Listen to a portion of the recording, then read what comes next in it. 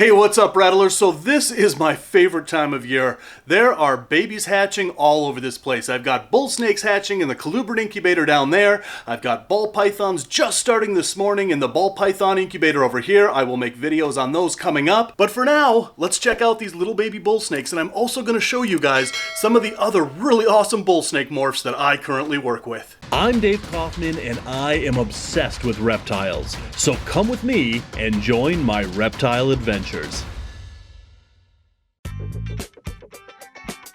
At Rainbow Mealworms, we grow all our insects 100% naturally so that you get the freshest, most lively feeders on the market. So for all your reptile food needs, place your order today at rainbowmealworms.net.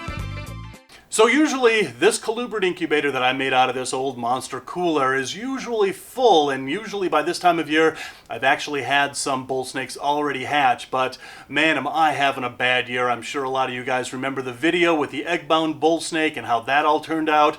Her eggs, by the way, were completely bad. I thought they were going to be bad. Sadly, no miracle eggs in that clutch, and then I've had a couple of other snakes that slugged out. Couple of other snakes that didn't even go this year. So I'm having a really bad year with bull snakes. It happens sometimes.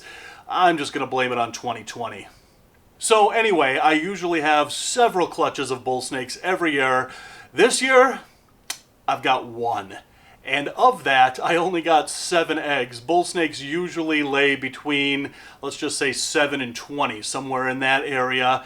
This was her first year breeding, and she only gave me 7 eggs, and out of those, well, I didn't get 100% hatching rate. 2020, man. But the clutch that I did get, oh, look at this, the heat tape's falling down. I gotta completely rebuild this for next year, but look at this. This is the one clutch that I'm gonna have this year, but look at these beauties. These eggs were really kind of on the small side, and this was this female's first year breeding. Now you can already see here that, you know, this one didn't hatch, so I cut this one open, and yeah, that baby went full term and then just died in the egg. This one, look at how flat that got. This one, man, this one didn't stand a chance. But the rest of this clutch hatched, and look at these guys. Man, I love how pink and purple they start out with, but that's going to turn white as they get older. But look at their bellies. Look at how fat their bellies are there. And look at that. Their skin is really translucent at this point. You can see that vein going down, and you can see that belly still full of yolk. These are awesome, healthy little baby bull snakes. Look at this one over here. That one has some really nice yellows coming through already. But this is what we call a triple visual morph. So this is the Stillwater gene, mixed with albino, mixed with white-sided. So you have 3 visible genes coming through in one snake. So out of 7 eggs, I got 5 perfect little babies in here. And again, 2 that just didn't quite make it. Again, 2020. Man, I'll tell you.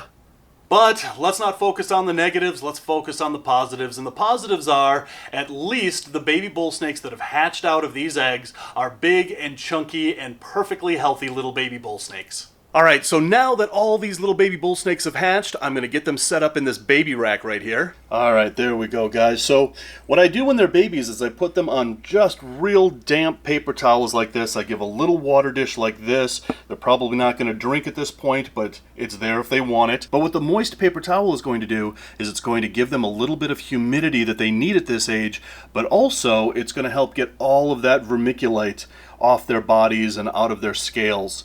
And so as they crawl around on this, all that vermiculite is basically just going to be rubbed off on the moist paper towel. So this is those little babies' mom, and just like their father and the babies, this is a Stillwater albino white-sided. And this is kind of a rare morph out there, but as you can see, she has those red undertones coming in. But when she was a baby, just like her offspring, she was really, really white and yellow spots. And over time, those are just turning a little bit more red with every shed until you have this really gorgeous white and red and yellow snake. You know, I only work with morphs involving the Stillwater gene. I absolutely love that gene. And on that note, you know, sometimes they're called Stillwater hypos. Well, it's not a hypo. That's a misnomer, and I never really use the name Stillwater hypo because it gives credence to a misnomer that it is in fact a type of hypo. It's not a type of hypo at all. It's its own really weird, unique gene that came out of the Stillwater area in Oklahoma, hence the name Stillwater. But I just really call them Stillwaters. I don't use the term Stillwater hypo. But like Mama here, the Stillwater gene is the one gene that I have as a base gene in all of my bull snakes. If it doesn't have the Stillwater gene, chances are I'm not really going to work with it simply because I love that Stillwater gene so much. So what does the Stillwater gene actually look like without all these other genes piled on top of it? They look just like this big male. This one happens to be Het albino. And he's got kind of a red influence in him, but I don't treat him like a red influenced bull snake. But look at that pattern up towards his head there. That is a classic pattern of a Stillwater. On the top 2/3 of its body, it has those really cool saddles like that. And going back to the red influenced, there were two basic red morphs that came out in bull snakes, the Crumbly line and the Kingsville red line. And you know, I'll be honest, over time, those bloodlines have just been kind of convoluted, and I don't even gauge them by those bloodlines anymore because of that. So with my bull snake breeding, I really don't go by, do I have Crumbly line or do I have Kingsville line? I go by sight. How flame red are those reds? And if they're really flame red, well then those are what I want in my collection. I really don't go by the Kingsville or the Crumbly line anymore. A lot of breeders out there have kept those lines pure, but over time, those lines haven't stayed pure. So I never really go by that. Again, I go by the intense color of red. So what happens when you add that intense color of red to a Stillwater? You get something that looks like this female here. And this is called a flame bull. So it's a really high, intense red color bull snake on top of that visual Stillwater gene. So you can really see that high, intense red coming out in her head, but look at all the way down her body.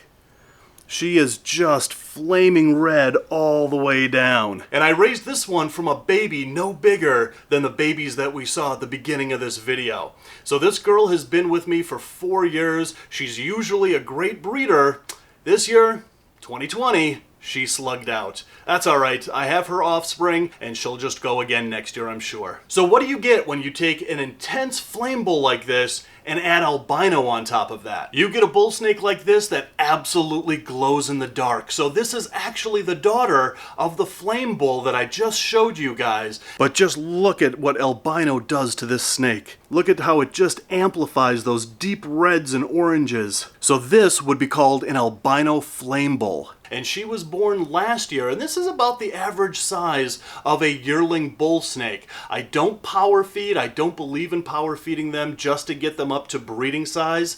That is really detrimental for the lifelong longevity and health of your snake. So I just give my bull snakes appropriate sized meals once a week and let them reach that breeding age at their own pace. I don't, again, believe in power feeding snakes. So again, this is an albino flame bull. And this is what you get when you add albino and really intense high red to the Stillwater gene. So on the topic of extreme red bull snakes, this is what a red bull snake looks like without the Stillwater gene. But in this girl, you can really see the high intense red coloration coming through. And with every shed, that red gets more and more intense. But on this snake, you can see what a normal back pattern looks like in the top 2/3 of the body. It looks very different from that Stillwater gene. Not only is it that intense red color that I look for in my bull snakes, but this one is Het albino and Het Stillwater. So on that note, the Stillwater gene is a recessive gene. So you have to breed a either visual Stillwater to a Het to get half the clutch be Stillwaters, a Het to a Het to get 25% of the clutch be Stillwaters, or of course, 100% Stillwater to 100% Stillwater, and you will get 100% Stillwaters in that clutch. But this one happens to be Het Stillwater, so depending on what I breed her to, I will probably breed her to one of the albino flames that I have. But the problem with breeding Het to Het, and the reason why I don't like to do that, is because 75% of that clutch are not going to be visual Stillwaters. They're going to be 66% het for Stillwater, and the only way that you can tell if those animals are going to be het for Stillwater is to breed them and prove them out. So I like to know what genes I'm working with in my collection. I don't like to leave anything to chance like that. So again, everything that I have in my bull snake family is either 100% Stillwater or at least het Stillwater, like this girl is. So there are so many different morphs of bull snakes out there, and that's one of the reasons why I absolutely love bull snakes. And there's even a patternless morph of bull snake. So what happens when you combine that Stillwater gene with a patternless snake? Well, you get this girl. This is a Stillwater patternless, and this is one of the rarest bull snake morphs there is. There's only a handful of these in the world. And what that Stillwater gene does when it's combined with patternless is it turns the snake into a golden snake. Just look at that rich yellow gold color. And on a normal patternless bull snake, they're basically uniform brown color. When you add that Stillwater gene to a patternless snake, again, you get a golden snake. So this one is only a yearling, and again, this pattern mutation is so new and so rare that I'm sure that a few people might have these as adults, but they are extremely rare, and again, there's only a handful of these in the world. So I have some really big breeding plans for this one, and I think for the first pairing, I'm going to pair him up with one of those albino red Stillwaters. And if I do that pairing, I'm going to get flame bull snakes, that really high, intense red Stillwater bull snakes, but they're going to be double het for albino and patternless. And those might just be a world's first. So when it comes to red bull snakes, the opposite of a red bull snake is this guy. This is an Axanthic bull snake. An Axanthic is a genetic mutation that actually inhibits the production of red and yellow pigments within the skin, giving it this kind of black and white look to it. These are just amazing snakes, and as much as I love red bull snakes, I really love the opposite of red bull snakes, which are these Axanthics. And this one, like the red that I showed you earlier, this one is also het Stillwater, so I have 3 of these in my family, and again, these are yearlings, and in a couple of years, man, things are just going to explode around here. So when you take that Axanthic line and add patternless to it, you get a beauty that looks like this. A totally slate gray, almost metallic looking snake. So when he first hatched, he was purple, and so I held him back because I thought there might be something else going on, but a year later, it just turns out that he just might have been a really good looking baby, and as he gets his adult colors, he is in fact, I think, just an Axanthic patternless, but still an absolutely gorgeous snake. So reluctantly, I just sold this guy. As a matter of fact, I need to box her up and ship her out tonight, so it's going to be kind of a reverse unboxing video, I guess. I'm not actually going to show me boxing her up. But anyway, the little babies that I just hatched out, those are going to be for sale, so pop on over to my Instagram and send me a message if you're interested. I know I've been inundated with messages about my bull snake availability this year.